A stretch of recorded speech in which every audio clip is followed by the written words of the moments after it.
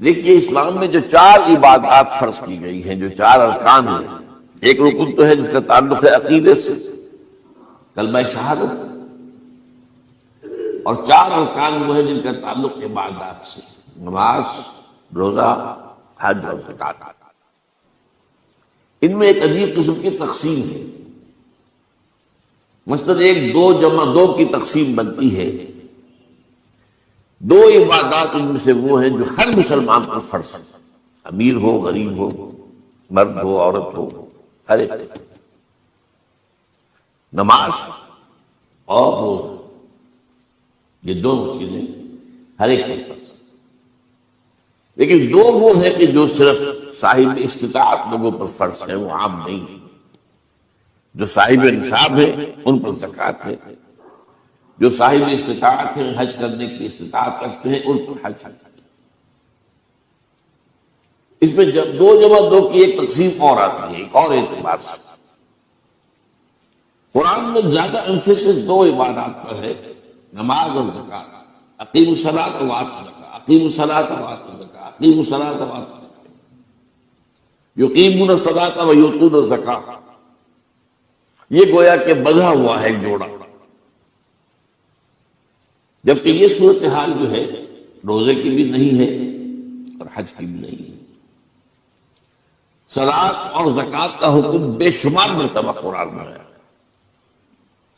اور روزے کے سارے احکام ایک مقام پر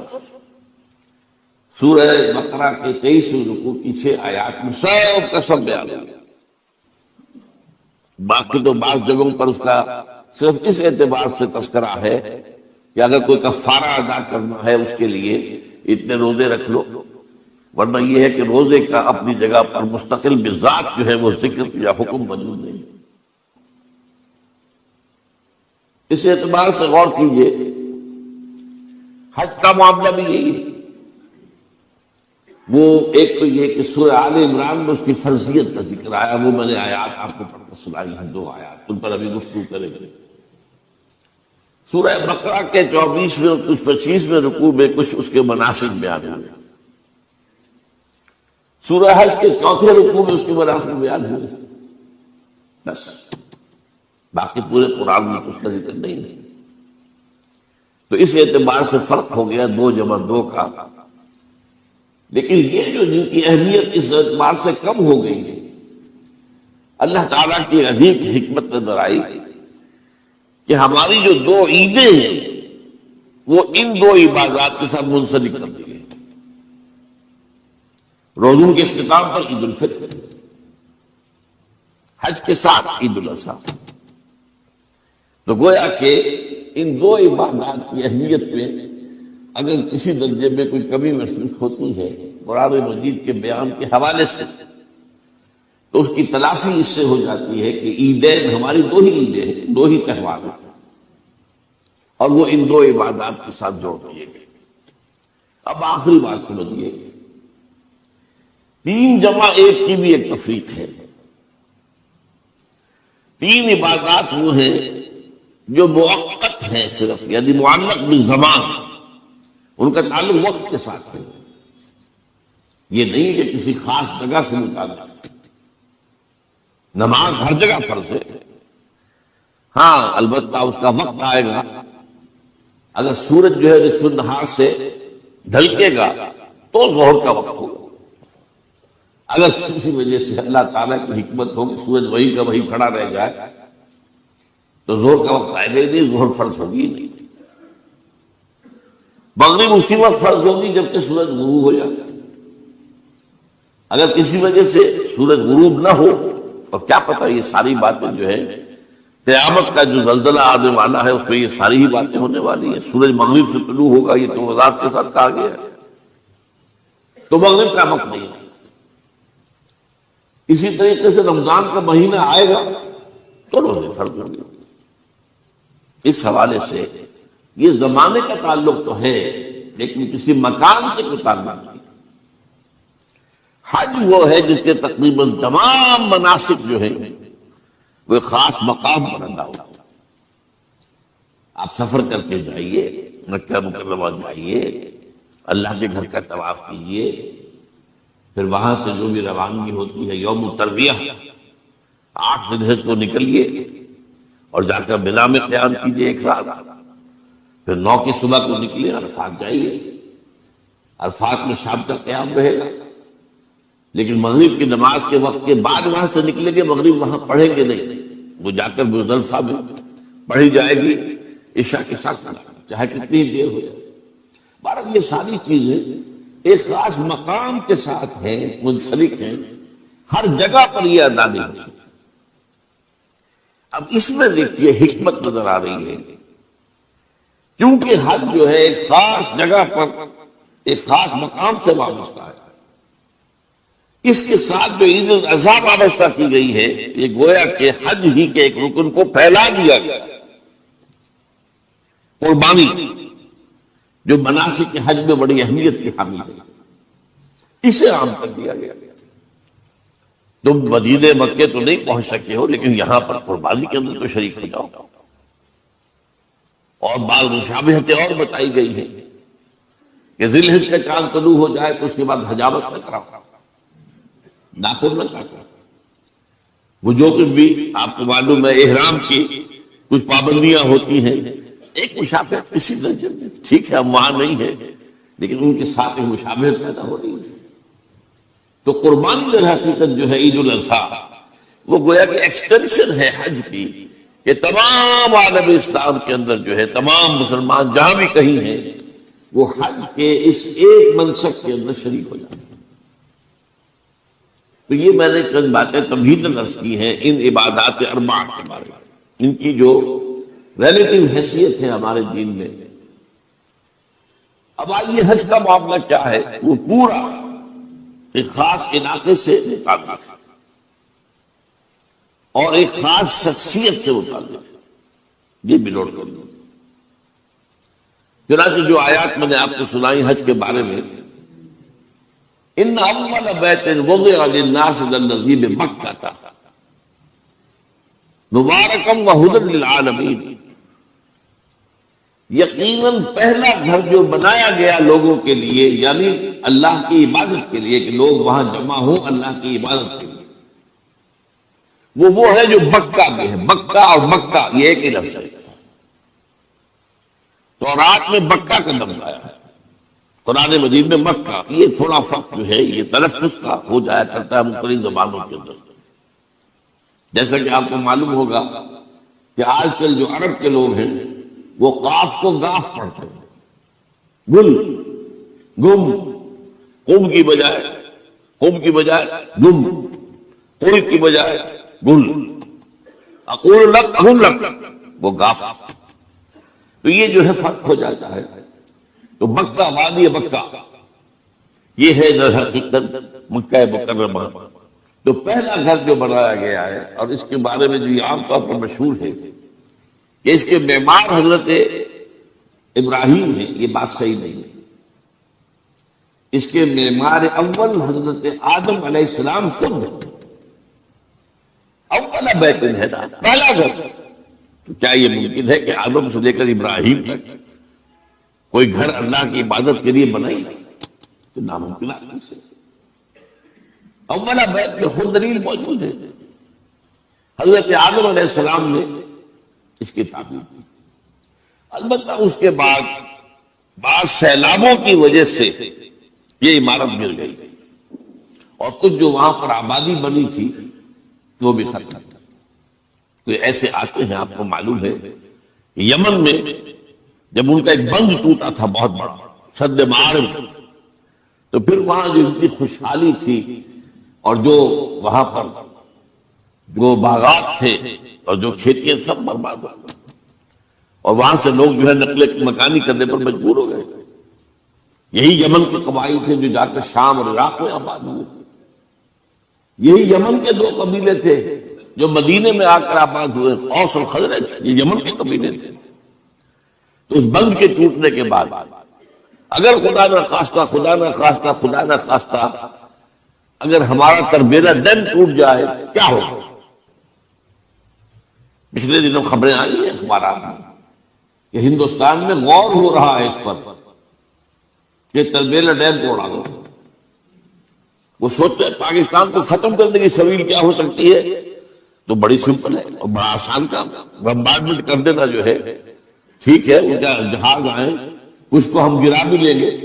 کچھ تو آتا جو ہے وہاں پر وہ اپنے بم جو ہے وہ ہدف کے اوپر گرا جائیں گے، کیا ہوگا؟ یوں سمجھیے کہ جو سونامی کا آیا تھا سیلاب، وہ سونامی کا سیلاب آئے گا بھارت پاکستان کا، اور ہر چیز تباہ ہوگا۔ کم سے کم یوں سمجھیے کہ تقریباً 100 میل کی چوڑائی میں، اور یہ سب جو ہے ریگستان بن جائے گا، ہر چیز ختم ہو جائے گا، خدا نخواستہ خدا نخواستہ۔ دوبارہ سد معارف کے بعد یہ صورتحال واقع ہوئی تھی، تو اس کے بعد سے یہ جو ہے جو ہے یہ اللہ کا گھر یہ جو ہے گرا ہوا تھا، اس کی کوئی اب صرف یہ کہ قواعد رہ گئے تھے، قواعد کہتے ہیں جو بنیادیں ہوتی ہیں، وہ پھر اللہ تعالیٰ نے حضرت ابراہیم کو بتائی کہ یہ ہیں وہ بنیادیں جن پر کہ وہ گھر ہوتا تھا۔ وَإِذْ يَرْفَعُ إِبْرَاهِيمُ الْقَوَاعِدَ مِنَ الْبَيْتِ وَإِسْمَاعِيلُ، ان بنیادوں پر حضرت ابراہیم اور اسماعیل نے مل کر دو معماران حرم نے یہ عمارت جو ہے دوبارہ تعمیر کی ہے۔ تو گویا کہ حضرت ابراہیم علیہ السلام معمار دوم ہے، معمار اول اس کا جو ہے وہ خود حضرت آدم علیہ السلام۔ فی آیات بینات مقام ابراہیم، مقام ابراہیم میں جو بھی وہاں گئے ہیں انہوں نے دیکھا ہے کہ ایک پتھر تھا جس پر کھڑے ہو کر حضرت ابراہیم علیہ السلام تعمیر کر رہے تھے۔ اب آج تو آپ کو معلوم اسکیفولڈنگ لگ جاتی ہے، بانس لگ گئے، یا آج کل تو جو ہے پائپ جو ہے لوہے کے اس سے لگا کر، تو جیسے جیسے عمارت اٹھتی جا رہی ہے اسی طریقے سے اس کے ساتھ جو ہے وہ چل رہے ہیں اور ان کے اوپر کھڑے ہو کر تعمیر ہو رہی ہے، تو اس وقت کچھ نہیں تھا۔ تو ایک پتھر ایسا تھا کہ جو خود بخود اٹھتا تھا اللہ تعالیٰ کے اٹھانے سے، یا یوں کہیے کہ ملائکہ کے اٹھانے سے، اور اسی پر حضرت ابراہیم کھڑے ہو کر وہ پتھروں کے اوپر پتھر رکھتے جا رہے تھے، اور اس کی وجہ سے اس پتھر کے اوپر کتنی دیر کھڑے رہنا ہوا ہوگا حضرت ابراہیم علیہ السلام کا کہ اس پر ان کے پاؤں کے نشان بن گئے۔ وہ ہے مقام ابراہیم، جو آپ نے دیکھا ہوگا کہ وہاں ایک بہت خوبصورت قسم کا ایک پنجرا سا بنا ہوا ہے اور اس کے اندر وہ مقام ابراہیم ہے۔ اور جب بھی طواف کرتے ہیں تو طواف کے بعد 2 رکعتیں جو ہے وہ پڑھی جاتی ہیں ابراہیم، مقام ابراہیم کے پیچھے، جتنا بھی قریب تر ہو کر پڑھا جا سکے، لیکن بہرحال رخ ادھر ہے۔ تو فی آیات بینات مقام ابراہیم ومن دخلہ کان آمنا، تو ایک تو یہ کہ وہ نشانیاں ہیں، وہ اللہ تعالیٰ جن لوگوں کی کہ دل کی آنکھ کھلی ہو، روحانی آنکھیں کھلی ہو، ان کو دکھاتا ہے، اور ایک وہ ہے کہ جو ہماری ان سامنے کی ظاہری آنکھوں کو بھی نظر آتا ہے۔ یہ نوٹ کر لیجئے کہ یہ مقام امن کا گہوارہ رہا۔ عرب میں لوٹ مار، قتل، غارت، قتل کے بدلے میں قتل، پھر قتل کے جواب میں قتل، لیکن اس وقت بدترین دور میں بھی عربوں کا معاملہ یہ تھا کہ کوئی شخص فرض کیجئے کہ وہ کئی مہینے سے اپنے باپ کے قاتل کو ڈھونڈ رہا ہے تاکہ قصاص لے سکے، بدلہ لے سکے، اسے قتل کر سکے، اسے کہیں نظر نہیں آ رہا، اچانک حرم میں نظر آ جاتا ہے، وہاں وہ نقصان نہیں پہنچائے گا اسے۔ یہ امن ہے، اللہ تعالیٰ نے اسے امن کی جگہ بنایا ہے، بلد الامین کہا گیا ہے، امن والا شہر ہے۔ تو یہ جو ہے یہ تو آج تک بھی اس کی جو برکت ہے وہ نظر آتی ہے۔ وَمَن دَخَلَهُ كَانَ آمِنًا وَلِلَّهِ عَلَى النَّاسِ حِجُّ الْبَيْتِ مَنِ اسْتَطَاعَ إِلَيْهِ سَبِيلًا، اور اللہ کا حق ہے اپنے بندوں پر کہ وہ حج کریں اس کے اس گھر کا، جو کوئی بھی استطاعت رکھتا ہو سفر پر۔ اگر زیادہ راہ ہے، خرچہ ہے، جانے آنے کے اخراجات مہیا ہیں، اور یہ کہ آپ پیچھے جن کو چھوڑ کر جا رہے ہیں ان کے لیے بھی اتنے وقت کا جو ہے وہ انتظام ہے کھانے پینے کا، گزارے کا، نان نفقے کا، تو آپ پر حج فرض ہو گئے۔ اب اگر اس فرضیت کے بعد کوئی شخص تاخیر کرتا ہے وہ بڑے گناہ کے اندر مبتلا ہے۔ جیسے ہی فرضیت ہو جائے، پہلا کام جو ہے، پہلا قرض جو ہے، یوں سمجھیے یہ اللہ کا قرض ہے بندوں پر۔ یہ لام جو آتا ہے، لام اور علا، لام کسی کے حق کے لیے، علا کسی کے اوپر حق ہونا۔ وَلِلَّهِ عَلَى النَّاسِ حِجُّ الْبَيْتِ مَنِ اسْتَطَاعَ إِلَيْهِ سَبِيلًا، یہ تو اللہ کا حق ہے لوگوں پر، لوگوں کے ذمے، یہ قرض ہے اللہ کا کہ اس کے گھر کا حج کریں، جائیں، طواف کریں، اور جو بھی اس کے مناسک ہیں ادا کریں، اور وہیں پر قربانی کا بھی ہے۔ لِيَشْهَدُوا مَنَافِعَ لَهُمْ وَيَذْكُرُوا اسْمَ اللَّهِ فِي أَيَّامٍ مَّعْلُومَاتٍ عَلَىٰ مَا رَزَقَهُم مِّن بَهِيمَةِ الْأَنْعَامِ فَكُلُوا مِنْهَا وَأَطْعِمُوا الْبَائِسَ الْفَقِيرَ، اسی کے اندر جو ہے مناسک کے اندر قربانی بھی ہے۔ افریقہ میں آپ کو معلوم ہے، شمالی افریقہ میں زیادہ تر لوگ جو ہیں جیسے کہ ہندوستان پاکستان میں ویسے ہیں، لیکن آپ جنوب میں چلتے جائیے تو رنگ گہرا ہوتا چلا جائے گا، انتہائی سیاہ بھی ہے، سب آنے شکلیں جدا ہیں، زبانیں جدا ہیں۔ ایسٹ ویسٹ ٹریڈ، مشرق اور مغرب کے مابین کی جو تجارت ہوتی ہے، چونکہ یہ جو اس وقت ہم دنیا کا تصور رکھتے ہیں جس میں امریکہ بھی شامل ہے، آسٹریلیا بھی شامل ہے، اور قطب شمالی اور قطب جنوبی کے بھی بر اعظم ہیں، آرکٹک اور انٹارکٹک، یہ تو بڑا جدید سا تصور ہے، ورنہ دنیا تو در حقیقت 3 بر اعظموں پر مشتمل تھی، ایشیا، یورپ اور افریقہ، اور اس دنیا کی ناف تھی یہ جزیرہ نما عرب، بالکل بیچ میں، جیسے انسانی جسم کے بیچ میں اس کی ناف ہے، اس لیے کہ ادھر افریقہ ہے، ادھر پورا ایشیا ہے، اور ذرا شمال میں ذرا دیکھیے تو پھر وہ یورپ سے، اور یہ جو مڈل ایسٹ جسے ہم کہتے ہیں، عراق اور شام کا علاقہ، اور پھر صحرائے سینا سے گزر کر وہ افریقہ کے ساتھ، اور جس کو آپ ایشیائے کوچک کہتے ہیں، ایشیا مائنر، ترکی سے گزر کر یورپ کے ساتھ۔ تو یہ جو یورپ کی تجارت تھی فار ایسٹ کے ساتھ، ملایا، سماٹرا، ہند چینی، ہندوستان، چین، اس سے جو مال تجارت آتا تھا وہ یمن کے ساحل پر اترتا تھا۔ بحر احمر جو ہے خود بھی نہایت مخدوش تھا، یہ اس میں بڑی چٹانیں ہیں اور بہت مخدوش راستہ ہے، اس میں جو ہے یعنی جہاز رانی آسان کام نہیں تھی۔ پھر یہ کہ آگے جا کر یہ سلسلہ منقطع ہو جاتا تھا، پھر وہ صحرائے سینا ہے۔ اس لیے جو آسان شکل بن گئی تھی وہ یہ کہ ہند چینی اور مشرق کے علاقوں سے سامان تجارت آ کر یمن کی بندرگاہوں پر اترتا تھا، ساحل پر، ادھر سے یورپ سے سامان آ کر شام کے ساحل پر، میڈیٹرینین کا ساحل، شام جو ہے اصل میں آج تو یہ ملک تقسیم ہو گیا ہے، شام علیحدہ ہے اور اسرائیل علیحدہ ہے، لبنان علیحدہ ہے، لیکن حقیقت میں جارڈن علیحدہ، یہ چاروں ملک در حقیقت ایک ہی ملک کے حصے ہیں۔ یہ حصے تو ہوئے ہیں اس صدی کے شروع میں، جنگ عظیم اول کے بعد، ورنہ یہ ایک ہی ملک تھا شام۔ جزیرہ نما عرب نیچے سے آتا ہے، جنوب میں اس کا سب بیس سمجھیے ٹرائنگل بنتی ہے وہ ایک، اور اس کا بیس جو ہے ٹرائنگل کا قاعدہ جو ہے وہ جنوب میں ہے، اور دونوں طرف سے پھر یہ خاص طور پہ مشرق سے خلیج فارس آتی ہے، یہ بالکل ترچھی ہے، یہ شمال مغرب کی طرف اس کا رخ ہے، جنوب مشرق سے شمال مغرب کی طرف، ادھر سے یہ بحر احمر آ رہا ہے، اوپر جا کر یہ دونوں مل جاتے ہیں اور ملتے ہیں وہاں جس کو آج آپ جانتے ہیں کردستان کے نام سے۔ یہ ہے عرب، یہ پوری ٹرائنگل عرب ہے، اس کے 3 حصے ہوتے تھے، الجزیرہ یعنی جزیرہ نما عرب تو یہ ہے جسے آج آپ کہتے ہیں عرب، سعودی عرب ہے، پھر ایمریٹس ہے، یمن ہے، یہ سب کیا تھا؟ یہ الجزیرہ، جزیرہ نما، اس لیے کہ نیچے بھی سمندر، داہنی طرف بھی سمندر، بائیں طرف بھی سمندر، تو ایک جزیرہ نما ہے، 3 طرف سے جو سمندر سے گھرا ہوا وہ جزیرہ نما ہے، اور اوپر جو تھا اس کو عراق عرب اور شام عرب، یہ عرب ہی کے 3 حصے تھے، عراق عرب، شام عرب اور الجزیرہ، جزیرہ نما عرب۔ تو یہ جان لیجئے کہ یہ جو ہے ناف زمین کی جسے میں نے کہا ہے، تو تجارت جو تھی مشرق و مغرب کی وہ اس کے لیے لینڈ روٹ وہ بھی تھا، بحری تجارت بھی ہوتی تھی، لیکن جیسا کہ میں نے عرض کیا وہ مخدوش تھی، اور اس میں ادھر حبشہ ہے ریڈ سی کے بائیں طرف، تو حبشہ کے ساحل پر بھی بندرگاہیں، اور ادھر سے یہ بندرگاہیں جو ہے جدہ کی بندرگاہ، یمبو کی بندرگاہ، یہ تمام جو ہے یہ ادھر ہے۔ یہ جو ایسٹ ویسٹ ٹریڈ ہے یہ بہت طویل عرصے تک قوم سبا کے پاس ہے، زراعت بھی، تجارت ان کی بحری تجارت بھی تھی اور بری تجارت بھی تھی، طویل عرصے تک، اس وقت تک ابھی قریش کا کوئی نام و نشان بھی نہیں تھا، بنی اسماعیل کے مختلف خاندان، مختلف قبیلے منتشر آباد تھے مختلف جگہوں پر، سب کے سب ابھی حرم میں اور مکے میں آ کر آباد بھی نہیں ہوئے تھے، کچھ خاندان ان کے یہاں تھے، باقی سب منتشر تھے۔ حجاز کے مختلف علاقوں کے اندر۔ لیکن اب ایک نقطہ نوٹ کر لیجئے، ایک سن 450 یا 451 میں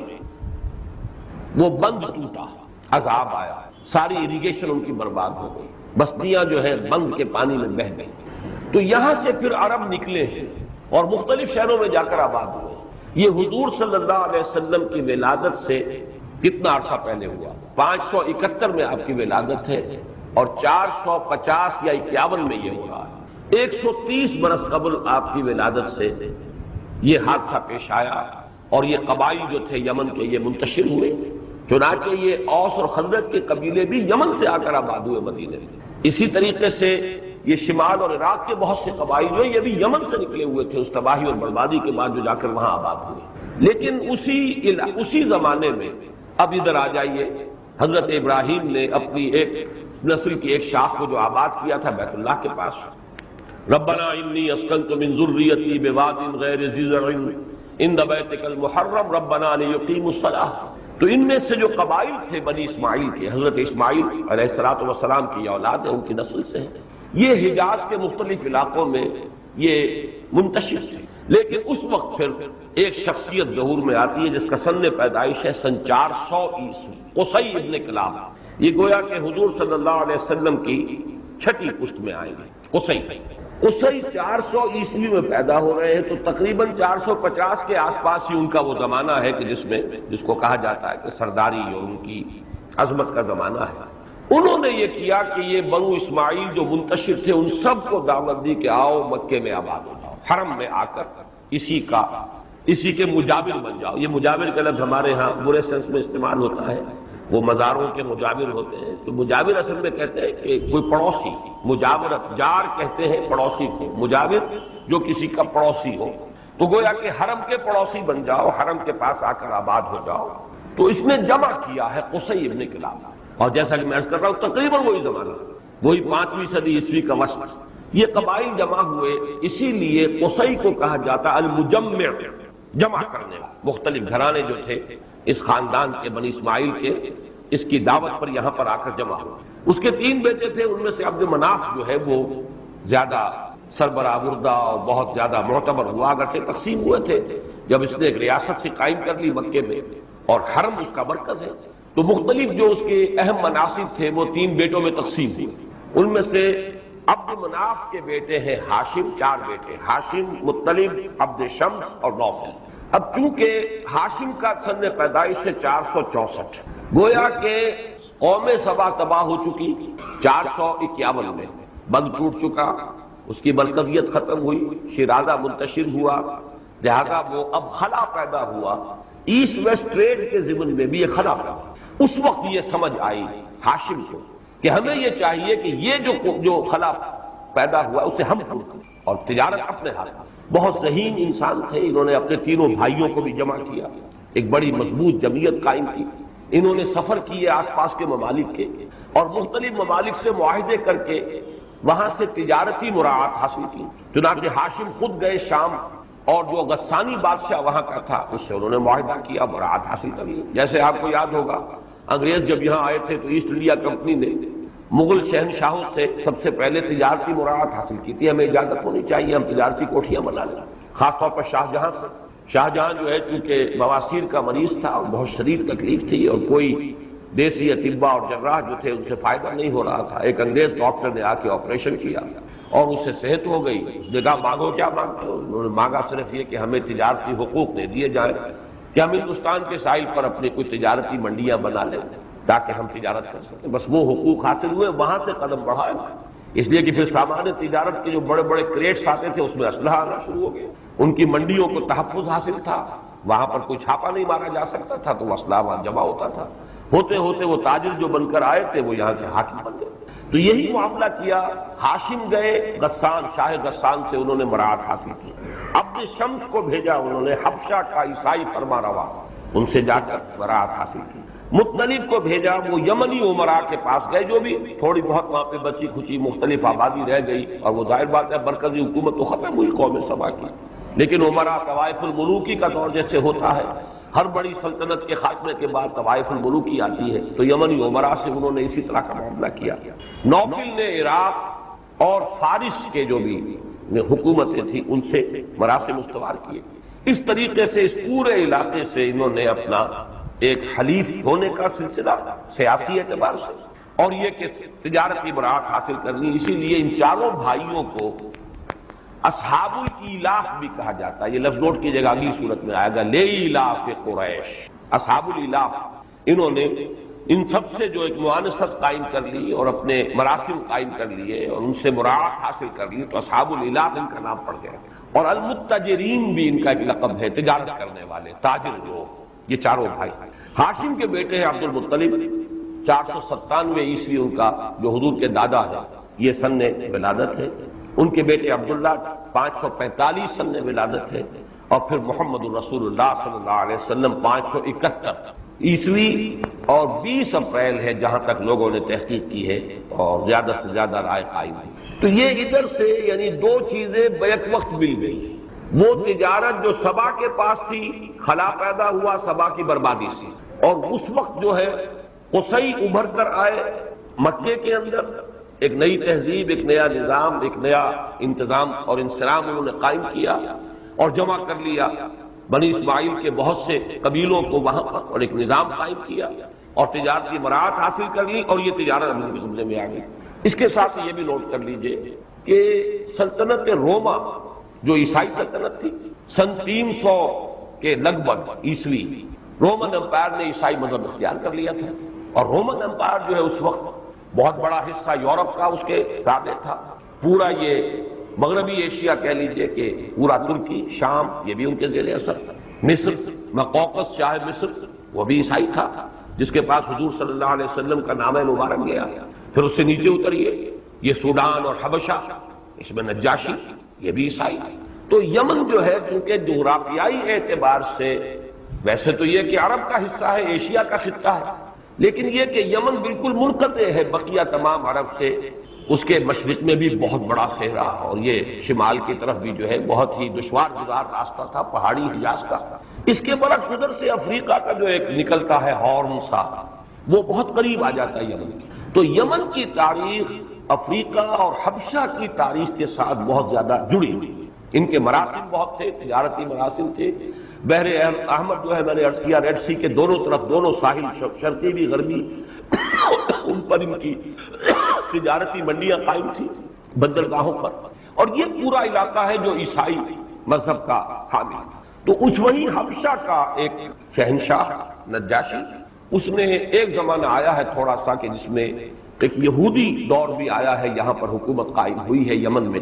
لو نواس وہ بادشاہ تھا جس نے کہ پھر عیسائیوں پر، نجران کے عیسائیوں پر بڑا ظلم و ستم کیا ہے. اور انہیں جو اصحاب الاخدود کا واقعہ ہم پڑھ چکے ہیں سورۃ البروج میں، وہ ذو نواس کا دور ہے. لیکن اس کے بعد پھر حبشہ کی طرف سے حملہ ہوا یمن پر، پھر عیسائی حکومت قائم ہو گئی تھی. وہاں ایک شخص ابھر آیا، ابرہہ الاشرف. یہ پہلے ایک سپہ سالار تھا، لیکن اس کے بعد اس نے جو بھی اس وقت گورنر تھا حبشہ کی طرف سے یمن کا، اسے قتل کیا. خود اختیارات حاصل ہاتھ میں لے لیے. حبشہ کے بادشاہ سے کو بھی راضی کر لیا کہ آپ گھبرائیں نہیں، میں آپ سے بغاوت نہیں کر رہا، جیسے وہ آپ کا تابع تھا، فرما بردار تھا، ایسے ہی میں رہوں گا. اور کچھ مجبوری تھی نجاشی کی بھی کہ اس نے اس کو تسلیم کر لیا. اس نے پھر اصل میں اب تاریخ دان تو ادھر نہیں گئے ہیں، صرف ایک واقعہ بیان کر رہے ہیں کہ اس نے ایک بہت بڑا کلیسا بنایا، القلیس، کلیسا القلیس کے نام. اور وہ بہت ہی شاندار عمارت اور اس کی ڈیکوریشن اور بڑی قیمتی لکڑیاں اور ہاتھی دانت کا استعمال بہت ہی عمدہ. وہ یہ چاہتا تھا کہ عرب میں مرکزیت حاصل ہو جائے اس القلیس کو، اور کعبے کی جو مرکزیت ہے وہ ختم ہو جائے. اس کو عام طور پر سمجھا گیا ہے کہ یہ صرف کوئی مذہبی مسئلہ تھا. حقیقت میں یہ صرف مذہبی مسئلہ نہیں تھا. میرے نزدیک یہ وہی تجارت جو ہے قریش کے ہاتھ سے لے کر دوبارہ یمن چاہتا تھا کہ اس تجارت پر اپنا قبضہ کرے. اس لیے کہ یہ جو پورا راستہ تھا جو حجاز میں سے ہو کر گزرتا تھا، تجارتی شاہراہ، مغربی ساحل کے ساتھ ساتھ تہامہ، اس کو تہامہ کہتے ہیں، یعنی عرب کا جو مغربی ساحل ہے اس کے ساتھ ساتھ تھوڑا سا میدانی علاقہ ہے. اور پھر ادھر مشرق میں وہ ایک حجاز جسے کہتے ہیں، یہ ہے پہاڑی علاقہ. حجاز کہتی پردے کو ہے، یہ پہاڑی علاقہ گویا کے درمیان میں حائل ہے. مشرق کے اندر بھی ان کے ایک میدانی سا علاقہ ہے، اگرچہ سطح مرتفع ہے وہ نجد، اور مغرب میں تہامہ ہے وہ میدان ہے. تو تہامہ میں سے ہو کر یہ گزرتے تھے قافلے، اور یہاں جو ہے عرب قبائل تھے، ان کا پیشہ ہی رہزنی تھا، لوٹ مار۔ صرف قریش کے قبائل جو ہے ان کے قافلے وہ محفوظ تھے،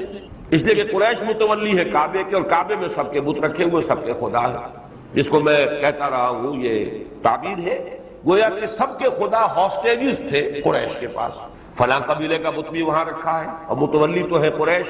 اگر قریش ناراض ہو جائے تو بت کو وہاں سے اٹھا کر پھینک دیں گے، ٹکڑے ٹکڑے کر دیں گے۔ اس وجہ سے انہیں پروٹیکشن حاصل ہو گئی، ان کے قافلوں پر کوئی حملہ نہیں کرتا تھا، اور کسی اور کا قافلہ گزر نہیں سکتا تھا۔ یہ تھی مونوپلی کے جو قصی کے بعد سے قریش کے ہاتھ میں آ گئی ہے اس تجارت۔ تو گویا کہ ابرہہ نے دوبارہ چاہا کہ یمن کے ہاتھ میں وہ تجارت آئے، جیسے کہ پرانی تاریخ ہے، بڑی طویل تاریخ، یہ قریش تو قابض ہو گئے اس پر، اس سے ہم واپس ریکلیم کریں اپنا وہ مقام تجارتی اور مالی اعتبار سے، اور یہ نہیں ہو سکتا تھا جب تک کہ کعبے کی جو مرکزیت ہے وہ ختم نہ ہو۔ تو اس نے اس کے لیے کوشش کی، ایک طرف یہ کہ عیسائی کلیسا بہت بڑا بنایا، بہت شاندار بنایا، اور لوگوں کو دعوت دی کہ یہاں آیا کرو، یہاں حج کیا کرو۔ عربوں کو جو تعلق تھا خانہ کعبہ کے ساتھ، چاہے وہ بت پرست ہو گئے تھے اور بت لا کے ٹکا دیے تھے، لیکن یہ کہ ان کا عقیدہ تھا کہ اللہ کا گھر ہے، یہ مرکزیت ان کی قائم تھی۔ کہتے یہ ہیں کہ کچھ لوگوں نے جو حجاز سے وہاں گئے تھے، کسی نے اس کے کلیسا میں کہیں گھس کر اس کے اندر قضاء حاجت کی اور اسے گندا کر دیا، اس پر شدید طیش آیا ابرہہ۔ یہ بھی کہتے ہیں کہ انہوں نے آگ لگا دی تھی، اس پر طیش آیا، اور اس نے قسم کھا لی کہ میں اب کعبے کا یہ میں انتقام لوں گا، کعبے کے ماننے والوں نے میرے اس القدیس کے ساتھ جو سلوک کیا ہے اب اس کا بدلہ میں لوں گا کہ میں کعبے کو منہدم دوں۔ جیسا کہ میں نے عرض کیا، یہ واقعات تو ہیں کہ جو تاریخ میں موجود ہیں، لیکن میرے نزدیک واللہ عالم اصل شے جو ہے وہ کعبے کے انہدام سے اس کا مقصد یہ تھا کہ قریش کو جو مقام حاصل ہے، جو آ رہا ہے، فَلْيَعْبُدُوا رَبَّ هَٰذَا الْبَيْتِ الَّذِي أَطْعَمَهُم مِّن جُوعٍ وَآمَنَهُم مِّن خَوْفٍ، تو وہ بیت ہی ختم کر دیا جائے، وہ مرکزیت ختم ہو جائے، تاکہ قریش کو جو مراعات حاصل ہیں، جو تحفظ حاصل ہے عرب کے اندر، وہ ختم ہو جائے، اور پھر ہم وہ تجارت جو ہے دوبارہ اس پر قبضہ کریں۔ یہ اس کا ذکر آئے گا ابھی جو میں بعد میں بیان کروں گا۔ بہرحال اس کے لیے اس نے 60,000 کا لشکر کہتے ہیں تیار کیا، اس لیے کہ حبشہ سے بھی اجازت لی، وہاں سے بھی کمک آئی، فوج 60,000 جس کے ساتھ ہاتھی بھی تھے، ایک بہت بڑا ہاتھی تھا، محمود اس کا نام تھا، اور بعض کے نزدیک 8 اور تھے یعنی کل 9، اور بعض روایات کے مطابق 12 ہاتھی اور تھے یعنی کل 13، محمود سمیت۔ یہ لشکر لے کر چلا ہے اور منہدم کرنا کعبے کا، یہ اس کا مقصد ہے۔ راستے میں جو قبائل عرب کے آئے، 2 قبیلوں نے کچھ کوشش کی راستہ روکنے کی، لیکن ظاہر بات ہے کہاں 60,000 کا لشکر جرار، پھر اس کے ساتھ ہاتھی، تو انہوں نے ہزیمت کھائی، شکست کھائی۔ طائف والوں نے کچھ ڈپلومیسی کا اختیار کیا، اس لیے کہ یہ راستہ جو ہے آگے تو تہامہ بن جاتا ہے میدانی علاقہ، لیکن نیچے جو ہے یمن سے لے کر اور مکہ مکرمہ تک یہ راستہ بہت دشوار گزار ہے۔ اب تو ایک سڑک بن گئی ہے جو ساحل کے ساتھ ساتھ بھی جاتی ہے، لیکن یہ کہ پہلے وہ راستہ ساحلی موجود نہیں تھا یمن سے لے کر مکے تک، لہذا وہ تجارتی شاہراہ طائف سے ہو کر گزرتی تھی، اور طائف سے مکے سے ہو کر پھر وہ تہامہ میں داخل ہوتی تھی۔ یہاں جب طائف تک وہ پہنچا ہے تو ثقیف جو قبیلہ تھا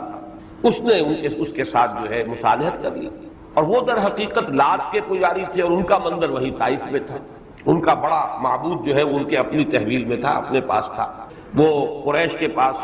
ہاسٹیج نہیں تھا۔ اس نے کہا کہ جی ٹھیک ہے، آپ تو جا کے کعبے کو ڈھانا چاہتے ہیں، ہمارے مندر سے تو آپ کو کوئی معاملہ نہیں ہے، لہذا ہم آپ کے ساتھ صلح کرتے ہیں۔ اور ابو رغال نامی ایک شخص ان کے ساتھ کر دیا کہ یہ راستہ آپ کو بتائے گا، راستہ جو ہے مکے تک کا آسان نہیں ہے۔ کچھ منزل تک وہ گیا، اس کے بعد اس کی موت واقع ہوگی ابو رغال کی، اور اس کی قبر بنی ہے اسی کہیں راستے میں، اور اس پر عرب جو ہے سنگساری کرتے تھے، سنگباری کرتے تھے اس قبر پر کہ یہ ہے وہ شخص غدار جس نے کہ ابرہہ کے لشکر کو راستہ دکھایا ہے طائف سے مکے تک پہنچنے کے۔ بہرحال یہ ہے عام الفیل، یہ واقعہ ہو رہا ہے 571 عیسوی میں، یہی عام الفیل ہے۔ محرم کے مہینے میں وہ پہنچ گیا ہے مکے کے قریب۔ عرفات کا راستہ جو ہے طائف سے آتا ہے۔ آج کل تو 2 راستے ہیں، ایک طریق الجبل ہے، وہ تو ظاہر بات ہے اس وقت موجود نہیں تھا، دشوار گزار صرف پیدل راستہ تو تھا، جیسے پہاڑوں میں ہوتا ہے پگڈنڈیاں بنی ہوئی، اس پر کوئی چڑھ جائے۔ حضور نے وہی طریق الجبل اختیار کیا تھا سن 10 نبوی میں جب آپ طائف گئے مکے سے مایوس ہو کر، اس لیے کہ عام شاہراہ جو تھی جس کو اب طریق سیل کہتے ہیں، یہ ہے عام بڑی شاہراہ جو آتی ہے، اور یہ بڑی ہی ہموار سا راستہ ہے، وادی ہے جو چلی آتی ہے، اور طریق سیل اس لیے کہتے ہیں کہ بارش جب پہاڑوں پر ہوتی ہے تو اسی وادی میں سے ہو کر پانی آتا ہے اور مکہ مکرمہ تک آتا ہے، وہ معلا جو ہے اس سے داخل ہو کر جنت المعلا جہاں ہے قبرستان، اور پھر مسفلہ کی طرف سے ہو کر نکلتا ہے اور وہ ریڈ سی کی طرف پانی نکل جاتا ہے، یہ اس کا سیل کا راستہ ہے۔ تو طریق السیل جو ہے اس پر مکے سے نکلے تو مینا آیا، مینا سے آگے ذرا وادی محصر ہے، پھر مزدلفہ ہے، پھر عرفات ہے۔ تو یہ عرفات سے بھی آگے تک آ گیا اپنا لشکر لے کر۔ وہ جو واقعہ ہے وہ سورۃ الفیل میں بیان ہوا۔ اب یہ تاریخی پس منظر سارا آپ نے نوٹ کر لیا، باقی اب یہ الفاظ کے حوالے سے باقی باتوں پر اور جو اس میں ایک اختلاف ہے وہ میں چاہوں گا کہ آپ حضرات کے سامنے تفصیل سے بیان کر دیں۔ الم تری کیف فعل ربک باصحاب الفیل، کیا تم نے دیکھا نہیں؟ یہ الم تری جو ہے یہ ویسے تو واحد کا صیغہ ہے، اسی لیے اکثر لوگوں نے سمجھا کہ یہاں مخاطب نبی اکرم صلی اللہ علیہ وسلم، لیکن یہ کہ عام طور پر اس قسم کے سوالات واحد کے صیغے سے ہوتے ہیں، ضروری نہیں ہوتا کہ کوئی ایک ہی شخص مراد ہو۔ اور آیت الذی یکذب بالدین وہ بھی آگے آ جائے گا۔ یہ انداز جو ہوتے ہیں ان میں بظاہر واحد، لیکن یہ بھی ہو سکتا ہے کہ کوئی ایک شخص سے معین ہی مخاطب ہو، اور یہ بھی عین ممکن ہے کہ وہ پوری قوم کو یا کسی گروہ کو خطاب کیا جا رہا ہو۔ ہمارے ہاں لفظ تم جو ہے چونکہ وہ واحد کے لیے بھی استعمال ہو جاتا ہے، جمع کے لیے بھی، کیا تم نے دیکھا نہیں؟ الم تری کیف فعل ربک باصحاب الفیل، کیسے کیا، کیا سلوک کیا تیرے رب نے ہاتھی والوں کے ساتھ، اصحاب الفیل 60,000 کا لشکر ابرہہ کا، اور اس کے ساتھ وہ ہاتھی بھی موجود تھے۔ الم یجعل کیدہم فی تضلیل، کیا اس نے ان کی چال کو، ان کی تدبیر کو، ان کی کوشش کو، قید کا لفظ اگرچہ عام طور پر استعمال ہوتا ہے مخفی تدبیر، لیکن یہ کہ کسی بھی تدبیر کے لیے بھی عام طور پر بغیر کسی مخفی یا علانیہ کی تفریق کے ساتھ یہ قید کسی بھی تدبیر کے لیے بھی استعمال ہو سکتا ہے۔ ان کی تدبیر، ان کی کوشش، ان کی چال کو کیا اس نے نہیں کر دیا؟ ناکام، غیر مؤثر، تضلیل، ضلع بھٹک جانا، کسی کا اپنی منزل سے ہٹ جانا، دور ہو جانا۔ اسی سے علم ووجدک ضالا فہدی، یہ اس معنی میں بھی لفظ آتا ہے کہ جو ابھی تلاش میں سرگرداں ہو، راستہ اسے نہ مل رہا ہو، کدھر جانا ہے کدھر نہیں جانا۔ تو تضلیل یہ ہے کہ کسی کی ایک سکیم ہے، اس کا ایک ہدف ہے، اس ہدف سے اس کو ہٹا دیا جائے۔ وہ تیر نیم کش جس کا نہ ہو کوئی ہدف، تو یوں سمجھیے کہ ان کی پوری سکیم کو ناکام کر دیا، غیر مؤثر کر دیا، خائب و حاصل کر دیا انہیں، وہ اپنے مقصد کو حاصل نہیں کر پائے۔ الم تری کیف فعل ربک باصحاب الفیل الم یجعل کیدہم فی تضلیل وارسل علیہم طیرا ابابیل، اور بھیجے ان پر پرندے جھنڈ کے جھنڈ، طیرن جمع کے لیے ہے، ابابیل اگرچہ ہمارے ہاں ایک خاص پرندے کو بھی ابابیل کہہ دیتے ہیں، لیکن حقیقت میں ابابیل عربی زبان میں کسی پرندے کا نام نہیں ہے، بلکہ جھنڈ کے جھنڈ۔ گھوڑے بھی، اور خاص طور پر زیبرا آپ کو معلوم ہے کہ وہ کس طرح ایک بڑے گروہ کی شکل میں ہوتا ہے اور دوڑتا ہے جب تو بس ایک ہی سمت میں معلوم ہوتا ہے کہ طوفان آ گیا ہے، اور پورا کا پورا وہ گروہ جو ہے، جھنڈ کا جھنڈ جو ہے وہ ایک طرف کو دوڑ رہا ہے۔ اس طرح پرندے بھی آتے ہیں بڑے باندھے ہوئے، اور گویا کہ جیسے ٹڈی دل آتا ہے۔ تو ان سب کے لیے جہاں پہ کہ بڑی جمعیت ہو پرندوں کی، اس کو یا کسی اور جانور کی، ان کے جھنڈ ہو، ان کے گروہ ہو بہت بڑے بڑے، ان کے لیے ابابیل کا لفظ آتا ہے، اور اس کی کوئی واحد نہیں ہے، جھنڈ کے جھنڈ، یہ جمع ہی کی صورت میں آتا ہے۔ وَأَرْسَلَ عَلَيْهِمْ طَيْرًا أَبَابِيلَ، بھیج دیے ان پر پرندے جھنڈ کے جھنڈ، ترمیہم بحجارۃ من سجیل، جو مارتے تھے انہیں، رما یرمی مارنا، وہ مارتے تھے انہیں بحجارۃ من سجیل، پتھروں سے جو سنگ گل کے بنے ہوئے تھے۔ سجیل اس سے پہلے بھی آیا ہے قرآن مجید میں، اور وہاں وضاحت میں کر چکا ہوں۔ یہ لفظ وہ ہے کہ جو عربی زبان، جو فارسی زبان سے معرب ہو کر اس نے عربی لفظ کی شکل اختیار کی۔ سنگ گل، مٹی جو ہوتی ہے کہیں، اگر کہیں بارش کا ہلکا سا چھینکا پڑے، صرف فوار، تو وہ مٹی کے چھوٹے چھوٹے دانے سے بن جاتے ہیں، جیسے کہ وہ گند گئی خود بخود مٹی۔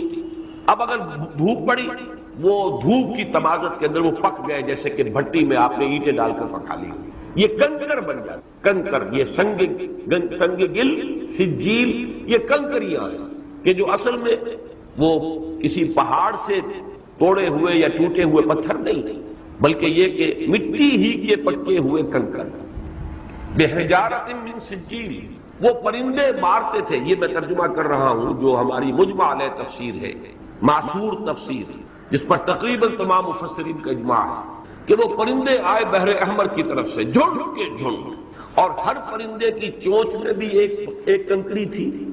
اور پنجوں کے اندر بھی ایک کنکری، اور یہ کنکری جو ہے وہ انہوں نے ماری ہے اس لشکر کو۔ اب یہ بات سمجھ میں آتی ہے کہ بلندی سے جب کنکری آئے گی تو وہ تو بلٹ کا کام دے گی، اس لیے کہ فورس آف گریوٹی جو ہے اس کی وجہ سے ایکسلریشن ہو رہی ہے، اس کا مومنٹم بن رہا ہے۔ Momentum is the product of mass into velocity, اور اوپر سے کوئی چیز گرنے والی چھوٹی سی بھی ہو لیکن اس ویلوسٹی کی وجہ سے جو مسلسل اس کی بڑھ رہی ہے فورس آف گریوٹی کی وجہ سے، تو وہ بلٹ کا ترمیہم بحجارۃ من سجیل۔ لیکن معلوم ہوتا ہے جو مختلف روایات ہیں اور جس کی تفاصیل آئی ہیں، کیونکہ یہ واقعہ اتنا پرانا تو تھا نہیں، حضور کی ولادت کے سن اسی سال ہوا ہے، ظاہر بات ہے کہ اتنا عظیم واقعہ ہوا ہو، 60,000 کا لشکر تباہ ہوا ہو، ہاتھی جو ہے ان کا بھرکس نکل گیا ہو، تو یہ تو اس دور کا ایک بہت بڑا واقعہ تھا، اس کا تذکرہ موجود تھا۔ اور حضور صلی اللہ علیہ وسلم کے جب آپ نے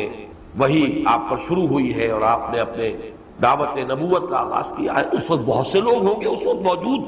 کہ جو عینی شاہد ہوں گے اس واقعے کے، لہذا ان کی روایات میں ساری تفاصیل موجود ہیں کہ وہ آئے پرندے اور ان پرندوں نے کنکریاں ماری،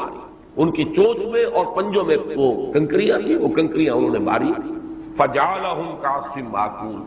ایک تو یہ بھی آتا ہے کہ جہاں بھی وہ کنکری لگتی تھی وہ جسم میں گھس کر اور باہر نکلتی۔ یہ بھی بیان کیا گیا ہے کہ اس میں کوئی سمی مادہ تھا، وہ پرندوں کے ہو سکتا ہے کہ ان کے اپنے جسموں کے اندر جیسے مختلف جانوروں کے ساتھ کچھ ہوتے ہیں، کوئی جراثیم ہو، کوئی سمی مادہ ایسا تھا کہ جہاں پر وہ کنکری لگتی تھی وہاں سے گوشت گلنا شروع ہو جاتا، تعاون کی سی کیفیت، گلٹیاں بنی اور پھٹی، جسم پورا کا پورا وہ پھٹنا شروع ہوا۔